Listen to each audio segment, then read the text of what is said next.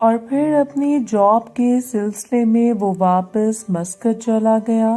اس کا شوہر ہر سال میں ایک دفعہ 1 مہینے کے لیے پاکستان آتا ہے اور چھٹی گزار کر پھر واپس چلا جاتا ہے، جبکہ وہ اپنے بڑے ساس اور سسر کے ساتھ پروفیسر کالونی جہلم میں رہائش پذیر ہے۔ اتنا بتا کر نیلوفر خاموش ہو گئی۔ میں نے تم سے کہا تھا کہ پوری بات بتاؤ، تم نے آدھی بات تو بتا دی، مگر اپنا اور اپنے بھائی کے افیئر کی بات گول کر گئی ہو، کیوں؟ زاہد نے نیلوفر کو اس کی بات ختم ہونے کے بعد کہا، آپ سے التجا ہے کہ آپ اس بات کو مزید مت گورے دیں اور ہمیں جانے دیں، آپ کی بڑی مہربانی ہوگی۔ نیلوفر نے زاہد کی منت کرتے ہوئے کہا، میں نے وعدہ تو کیا ہے کہ تم دونوں کو جانے دوں گا، مگر پوری کہانی سننے کے بعد اب بتاؤ کہ اپنے ہی بھائی کے ساتھ کیوں اور کیسے چکر چلایا تم نے؟ زاہد اب ایک بہن کی زبانی اپنے ہی بھائی کے ساتھ اس عشق کی داستان سن کر مزہ لینے کے موڈ میں تھا۔ جب نیلوفر نے محسوس کیا کہ یہ بغیرت پولیس والا اس طرح ان کی جان نہیں چھوڑے گا تو اس کو چاروں نچار اپنی کہانی مزید سنانا ہی پڑی۔ نیلوفر نے ہچکچاتے ہوئے آہستہ آہستہ اپنی بات دوبارہ شروع کی، سر بات یہ ہے کہ یہ جوانی بڑی ظالم چیز ہے۔ آپ کو پتہ ہے کہ ہمارے معاشرے میں ایک لڑکی کو زیادہ تر شادی کے بعد ہی میاں بیوی کے تعلقات کا پتہ چلتا ہے۔ اتنا کہہ کر نیلوفر کی زبان جیسے لڑکھڑانے لگی اور وہ رک گئی۔ صاف پتہ چل رہا تھا کہ شرم کے مارے اس کی زبان اس کا ساتھ نہیں دے رہی تھی۔ نیلوفر نے اپنی بات کو روک کر زاہد اور اپنے بھائی جمشید کی طرف دیکھا تو اس نے ان دونوں کو اپنی طرف ہی دیکھتے پایا۔ ان سے نظریں ملتے ہی نیلوفر نے اپنے ماتھے پر آتے ہوئے پسینے کو ہاتھ سے صاف کیا اور اپنے منہ میں آتے ہوئے تھوک کو نگل کر اپنی بات دوبارہ سٹارٹ کی۔ جب میری شادی کے 1 مہینے بعد میرا شوہر مجھے چھوڑ کر چلا گیا تو میرے لیے اپنے شوہر کے بنا رہنا بہت مشکل ہو گیا۔ دن تو گھر کے کام کاج میں گزر جاتا، مگر رات کو اپنے بستر پر اکیلی لیٹتی تو اپنا بستر ہی مجھے کاٹنے کو دوڑتا، مگر میں جیسے تیسے کر کے اپنے شوہر سے دوری کا صدمہ برداشت کرنے لگی۔ اس دوران مجھے محلے کے لڑکوں اور کچھ اپنے کزنوں میں بھی دوستی کی آفرز بھی کی، مگر آپ تو جانتے ہیں کہ ہمارے معاشرے میں اگر کسی لڑکی کا چکر کسی لڑکے سے سٹارٹ ہو جائے تو اس قسم کی بات زیادہ دیر تک لوگوں سے چھپ نہیں سکتی۔ اسی ڈر سے میں نے کسی اور طرف دھیان نہیں دیا اور اپنی پیاس کو اپنے ہی اندر کنٹرول کرنے کی کوشش کرتی رہی۔ اس طرح میری شادی کو تقریباً 1 سال ہونے کو تھا کہ چھوٹی عید آ گئی۔ میں شادی کے بعد اپنی پہلی عید منانے اپنے میکے آئی تو میرے امی ابو اور بھائی جمشید صاحب میرے آنے پر بہت خوش ہوئے۔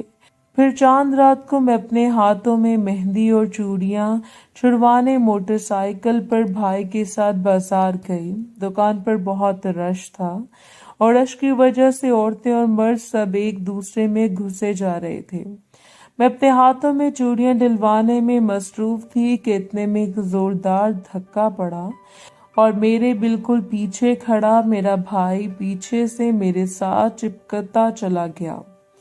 زوردار دھکا لگنے سے میرا ہاتھ سامنے پڑی دکان کے شوکیس سے ٹکرایا، جس کی وجہ سے میں جو چوڑیاں ابھی تک ڈلوا چکی تھی وہ ایک دم سے ٹوٹ گئی۔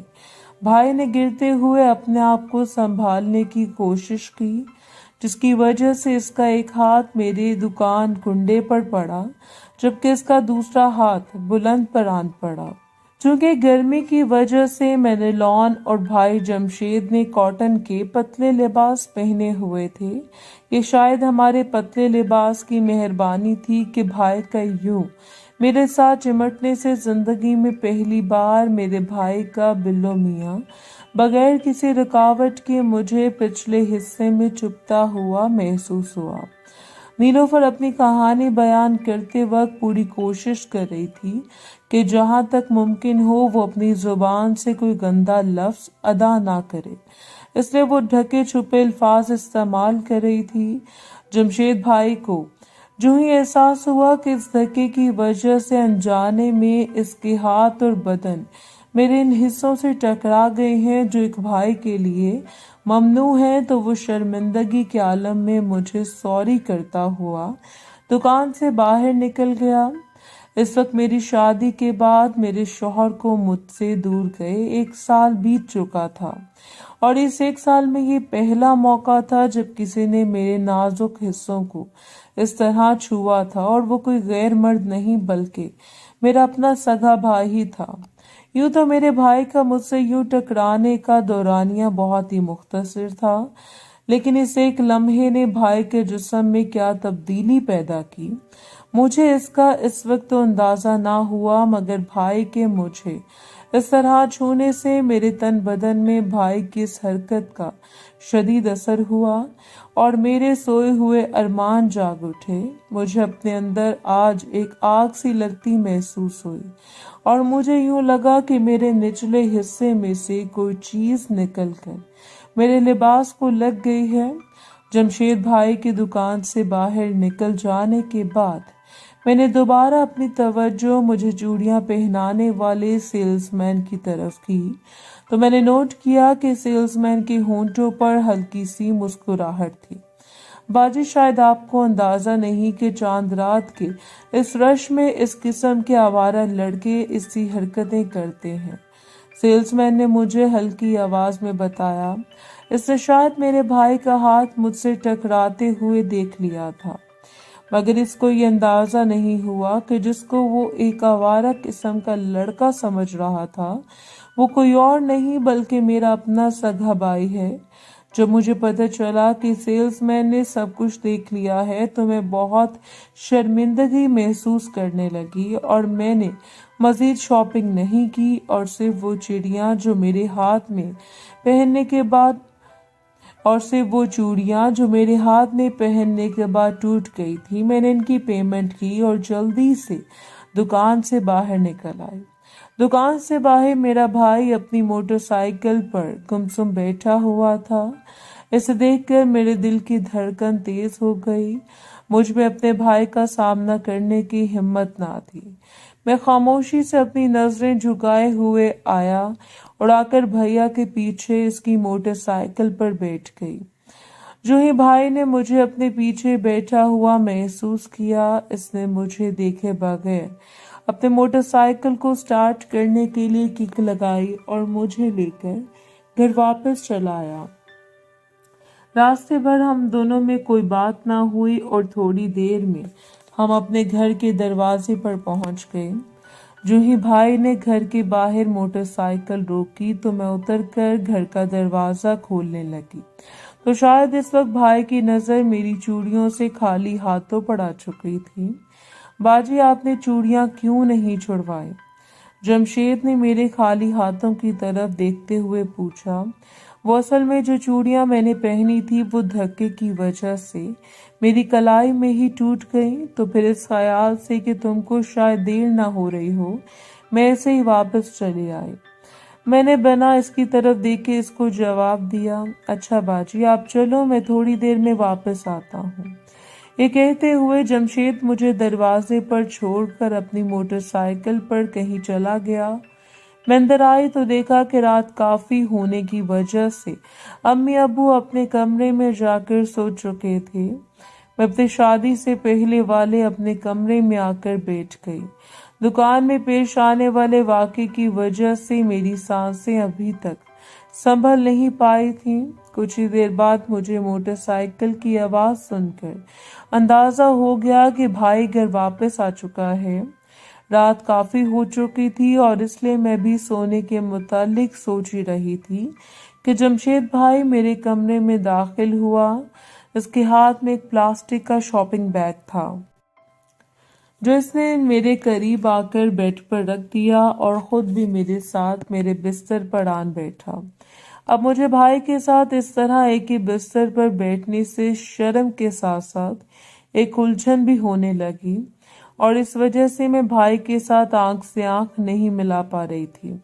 کمرے میں ایک پراسرار خاموشی تھی اور ایسا لگ رہا تھا کہ وقت جیسے تھم سا گیا ہو۔ جب بھائی نے دیکھا کہ میں اپنے پہلو میں رکھے ہوئے شاپنگ بیگ کی طرف نہ تو نظر اٹھا کر دیکھ رہی ہوں اور نہ ہی اس کے متعلق کچھ پوچھ رہی ہوں، تو تھوڑی دیر بعد بھائی نے وہ میرے پاس سے وہ بیگ اٹھایا اور وہ چوڑیاں جو کہ میں دکان میں چھڑوا رہی تھی وہ بیگ سے نکل کر میری گود میں رکھ دی اور بولا، باجی میں آپ کی چوڑیاں دوبارہ لے آیا ہوں۔ میں نے اس کی بات سن کر اپنی نظریں اٹھائیں اور پہلے اپنی گود میں رکھی ہوئی چوڑیوں کی طرف اور پھر بھائی کی طرف دیکھا اور بولی، رہنے دیتے، تم نے کیوں تکلیف کی؟ تکلیف کی کیا بات ہے باجی؟ آپ کو یہ چوڑیاں پسند تھی سو میں لے آیا۔ بھائی نے میری بات کا جواب دیا۔ بھائی کی بات اور لہجے سے یہ احساس ہو رہا تھا کہ وہ دکان والی بات کو نظر انداز کر کے ایک اچھے بھائی کی طرح میرا خیال رکھ رہا ہے۔ جمشید بھائی کا یہ رویہ دیکھ کر میری حالت بھی نارمل ہونے لگی اور میرے دل میں بھی اپنے بھائی کے لیے بہن والا پیار امٹ آیا۔ اچھا، رات کافی ہو چکی ہے اس لیے تم جا کر سو جاؤ، میں صبح چوڑیاں امی سے چھڑوا لوں گی۔ میں نے بھائی کی لائی ہوئی چوڑیوں کو بیڈ کی سائڈ ٹیبل پر رکھتے ہوئے کہا، صبح عید ہے اور چاند رات آج، اور آپ مجھ سے بہتر جانتی ہیں کہ چوڑیاں چاند رات کو ہی چھڑوائی جاتی ہیں۔ لایا میں آپ کے ہاتھوں میں چوڑیاں چڑھا دیتا ہوں۔ اس سے پہلے کہ میں اس کو روک پاتی، جمشید نے ایک دم میرا ہاتھ اپنے ہاتھ میں لیا اور ٹیبل پر پڑی چوڑیوں کو میرے ہاتھ میں چڑھانے لگا۔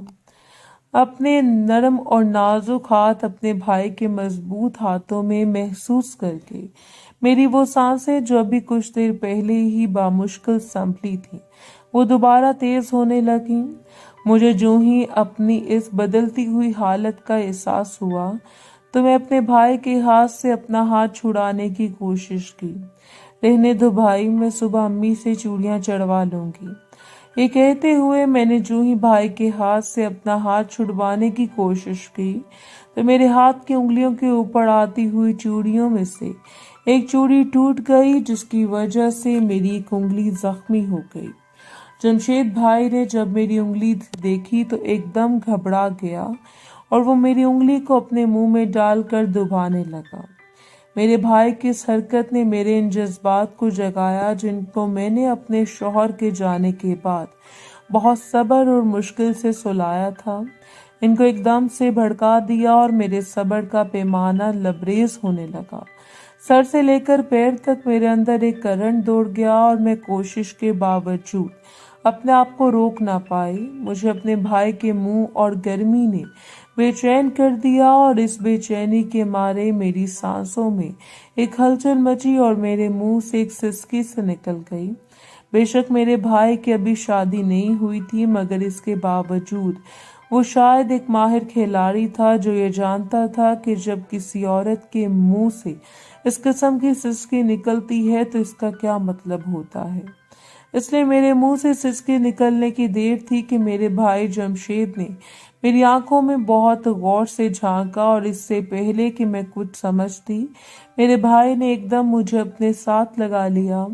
بھائی کی اس حرکت سے میں اپنا توازن کھو بیٹھی اور بستر پر کمر کے بل گرتی چلی گئی۔ میرے یوں بستر پر گرتے ہی جمشید بھائی اوپر آیا اور اس کے ساتھ ہی فرنٹ والا کام کرنے لگا اور ساتھ ہی ساتھ اس کا ایک ہاتھ نیچے خزانے پر چلا گیا۔ میں نے اپنے بھائی کو اپنے آپ سے علیحدہ کرنے کی کوشش کی مگر وہ مجھ سے زیادہ زور آور تھا۔ اپنے شوہر سے دوری کی سلگتی ہوئی آگ کو دکان میں میرے بھائی نے بھڑکا دیا تھا۔ اب اس آگ کو شعلے کی شکل دینے میں اگر کوئی کسر رہ گئی ہے تو وہ میرے بھائی نے فرنٹ والا کام کر کے اور اپنے ہاتھ سے میرا دروازہ پینٹ کر کے پوری کر دی تھی۔ میں بہن ہونے کے ساتھ آخر تھی تو ایک جوان لڑکی اور جب رات کی تاریکی میں میرے اپنے گھر میں میرے اپنے ہی بھائی نے میرے حصوں کے تار چیر دیے، تو پھر میرے نہ چاہنے کے باوجود میرا اپنا آپ میرے ہاتھوں سے نکلتا چلا گیا۔ مجھے ہوش اس وقت آیا جب میرا بھائی اپنی خواہش پوری کر کے پسینے سے شرابور میرے پہلو میں پڑا گہری سانسیں لے رہا تھا۔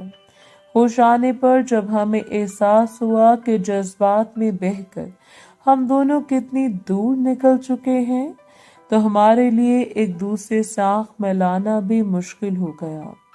میں اپنے اس گناہ سے اتنا شرمندہ ہوئی کہ بستر پر کروٹ بدلتے ہی میں پھوٹ پھوٹ کر رونے لگی۔ جمشید بھائی نے جب مجھے یوں روتے دیکھا تو وہ خاموشی سے اپنا لباس پہن کر کمرے سے باہر نکل گیا۔ دوسرے دن عید تھی اور عید امی ابو کے گھر گزار کے میں واپس اپنے سسرال چلی آئی۔ اس بات کو ایک ہفتہ گزر گیا اور اس دوران میں نے اپنے بھائی سے کسی قسم کا رابطہ نہ کیا۔ ہفتے بعد میرے ساس اور سسر کو اپنے بڑے بیٹے کے گھر سیالکوٹ جانا تھا۔ ان کا پروگرام تھا کہ وہ 2 دن ادھر سیالکوٹ میں قیام کریں گے۔ ان کی غیر موجودگی میں گھر پر اکیلی رہ گئی۔ میں نے اپنے ابو سے کہا کہ آپ میرے پاس رہنے کے لیے آ جائیں، مگر ابو نے خود آنے کی بجائے میرے بھائی کو میرے پاس رہنے کے لیے بھیج دیا۔ پھر اس بات کے باوجود کہ اپنی اپنی جگہ ہم دونوں اپنی چاند رات والی خطا پر شرمسار اور رنجیدہ تھے، مگر جب 1 ہفتے بعد ہم دونوں کا پھر آمنا سامنا ہوا تو ہم دونوں ہی ایک دوسرے کو روک نہ پائے اور جذبات کی روح میں بہک کر پھر دوبارہ پہلے والی غلطی دہرا بیٹھے۔ چاند رات کے ایک واقعے نے ہم دونوں بہن بھائی کی زندگی بدل کے رکھ دی ہے۔ اب وہ دن اور آج کا دن میں نے اتنا ٹائم اپنے شوہر کے ساتھ نہیں گزارا جتنا اپنے ہی بھائی کے ساتھ گزار چکی ہوں۔ اس سے پہلے ہم لوگ زیادہ تر اپنی ملاقات امی کے گھر یا پھر موقع ملنے پر میرے گھر ہی کرتے ہیں۔ اب پچھلے چند دنوں سے میری نند اور اس کے بچے ہمارے گھر آئے ہوئے ہیں، جبکہ میرے امی ابو بھی زیادہ تر گھر ہی رہتے ہیں، جس وجہ سے ہمیں آپس میں کچھ کرنے کا چانس نہیں مل رہا تھا۔ آج مجھے نہ چاہتے ہوئے بھی اپنے بھائی کے بہت اصرار پر اس منحوس ہوٹل میں پہلی بار آنا پڑا اور یوں ہم لوگ آپ کے ہتھے چڑھ گئے۔ اپنی ساری کہانی پوری تفصیل سے بیان کرنے کے بعد نیلوفر خاموش ہو گئی۔ زاہد اپنے سامنے بیٹھے بہن بھائی کے چہرے کا بغور جائزہ لے رہا تھا اور اس کے دماغ میں نیلوفر کی کہی ہوئی آخری بات بار بار گھوم رہی تھی کہ اس نے اتنا ٹائم اپنے شوہر کے ساتھ نہیں گزارا جتنا اس نے اپنے بھائی کے ساتھ گزارا ہے۔ نیلوفر کی یہ بات یاد کر کے زاہد کو بہادر شاہ ظفر کا لکھا ہوا ایک شعر یاد آ گیا کہ میں خیال ہوں کسی اور کا، مجھے سوچتا کوئی اور ہے۔ مگر اب نیلوفر کی ساری کہانی سن کر زاہد کو یوں لگا کہ اگر نیلوفر اس قسم کا کوئی شعر اپنے متعلق کہے گی تو وہ کچھ یوں ہوگا: میں مال ہوں کسی اور کی، مجھے لوٹتا کوئی اور ہے۔ اس شعر کا خیال آتے ہی زاہد دل ہی دل میں ہنس دیا۔ زاہد کے دل میں ان دونوں بہن بھائی کے لیے پیدا ہونے والی نفرت اب شاید ہمدردی میں تبدیل ہونے لگی تھی۔ نیلوفر نے اپنی کہانی سناتے وقت اپنی طرف سے پوری کوشش کی کہ وہ اپنی زبان سے کوئی گندا لفظ ادا نہ کرے، مگر اس کے باوجود اس کی سٹوری سن کر زاہد نیچے سے تیار ہو گیا۔ ادھر اپنی سٹوری مکمل ہونے کے بعد اب دونوں بہن بھائی زاہد کی طرف سوالیہ نظروں سے دیکھ رہے تھے۔ ان دونوں کو امید تھی کہ ان کی سٹوری سننے کے بعد زاہد ضرور ان کی جان چھوڑ دے گا، جبکہ دوسری طرف زاہد نے ان دونوں بہن بھائی سے رشوت لینے کا ارادہ تو ترک کر دیا، مگر اب اس کے دل میں ایک عجیب سی خواہش نے جنم لے لیا تھا کہ یہ خواہش دل میں آتے ہی زاہد کے چہرے پر ایک مسکراہٹ دوڑ گئی۔ اچھا، اگر میں تم کو بغیر رشوت لیے جانے دوں تو تم لوگ خوش ہوگے نا؟ जाहिद ने दोनों की तरफ देखकर इनसे सवाल पूछा। क्यों नहीं सर, हम तो आपके बहुत शुक्रगुजार होंगे।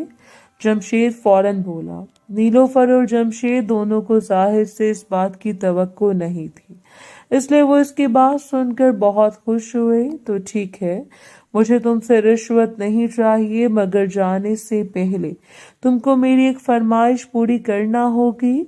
जाहिद दोनों बहन भाई की तरफ देखते हुए बोला, ठीक है सर, हम आपकी हर फरमाइश पूरी करने के लिए तैयार हैं। जमशेद ने बिना सोचे समझे जल्दी से जवाब दिया। जमशेद की कोशिश थी कि जितनी जल्दी हो वो अपनी और अपनी बहन की जान इस पुलिस वाले से छुड़वा ले। वैसे तो मैंने तुम दोनों को करते हुए रंगे हाथों पकड़ा है, मगर मुझे इस वक्त ये पता नहीं था कि तुम दोनों का आपस में क्या रिश्ता है। अब जबकि मैं सारी बात जान चुका हूँ, तो मेरी ख्वाहिश है कि मैं अपनी आंखों के सामने एक सगे भाई को अपनी बहन का दरवाजा पेंट करते हुए देखूं। जाहिद ने इनके सामने अपनी ख्वाहिश का इजहार करते हुए कहा। नीलोफर और जमशेद इसकी फरमाइश सुनकर हैरत से दंग रह गए। सबसे छुपकर अपने घर या होटल के कमरे में दोनों बहन भाई की आपस में एक बात थी, मगर किसी गैर के सामने बिल्कुल अलग मामला था, और इस बात का जमशेद में हौसला नहीं था। ये किस किस्म की फरमाइश है आपको? ये किस किस्म की फरमाइश है आपकी? आपको हमारी जान छोड़ने के जितने पैसे चाहिए वो मैं देने को तैयार हूँ, मगर ये काम हमसे नहीं होगा। जमशेद ने सख्त लहजे में जवाब दिया। वैसे तो रोज अपनी बहन का दरवाजा पेंट करता है, अब मेरे सामने ऐसा करने में तुझे शर्म आती है? मेरे बाथरूम से वापस आने तक तुम दोनों को एक्शन में होना चाहिए, वरना वापस आते ही मैं तुम दोनों को मार कर पुलिस एनकाउंटर शो कर दूंगा। जाहिद को जब अपनी ख्वाहिश पूरी होती नजर ना आई, तो इसने अपनी पिस्तौल को निकाल कर गुस्से में कहा और बाथरूम में चला गया। जाहिद ने बाथरूम जाते ही जमशेद जाहिद के बाथरूम जाते ही जमशेद तेजी से उठा और बिस्तर पर बैठी अपनी बहन के पास आन बैठा। दोनों बहन भाई सख्त घबराए हुए थे। इनकी समझ में नहीं आ रहा था इस मुसीबत से कैसे निजात हासिल करें। नीलोफर, भाई अब क्या होगा? जमशेद, बाजी मैंने तो पूरी कोशिश कर ली कि इसको पैसे देकर जान छुड़ा ले, मगर ये मान ही नहीं रहा। नीलोफर, तो फिर इस मसले का हल क्या है? जमशेद, बाजी अब लगता है कि ना चाहते हुए भी इसकी बात मानना ही पड़ेगी। ये कहते हुए जमशेद ने बिस्तर पर बैठी हुई अपनी बहन को अपने साथ लगाया और फ्रेंड वाला काम करने लगा। रुको भाई, मुझे शर्म आ रही है, मुझसे ये सब इधर नहीं होगा। नीलोफर ने कहा। बाजी, अब अगर हमने अपनी इज्जत और जान बचानी है तो फिर हमें इस पुलिस वाले की ख्वाहिश को पूरा करना ही पड़ेगा। ये कहते हुए जमशेद ने दोबारा काम करना शुरू कर दिया।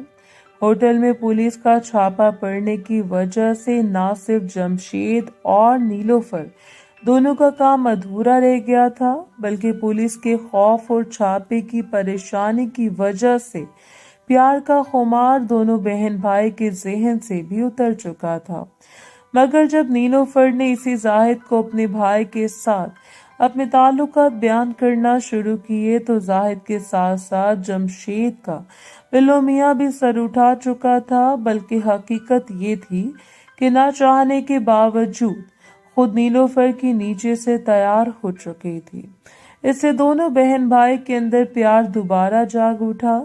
जमशेद फ्रेंड वाला काम करते हुए अपना हाथ नीचे ले गया और अपना हाथ इसे अलादीन के चिराग को रगड़ने लगा। जैसे ही जमशेद का हाथ खजाने पर लगा, तो नीलोफर के मुंह से अजीब सी आवाज निकली। जिस तरह शादी के कुछ टाइम बाद एक हस्बैंड को अपनी वाइफ के बदन की नशीबो फराज का अंदाजा हो जाता है, बिल्कुल इसी तरह अपनी बहन का जमशेद को भी बखूबी अंदाजा हो चुका था कि नीलोफर की वो कौन सी तार है जिनको छेड़कर वो तैयार होने लगती है।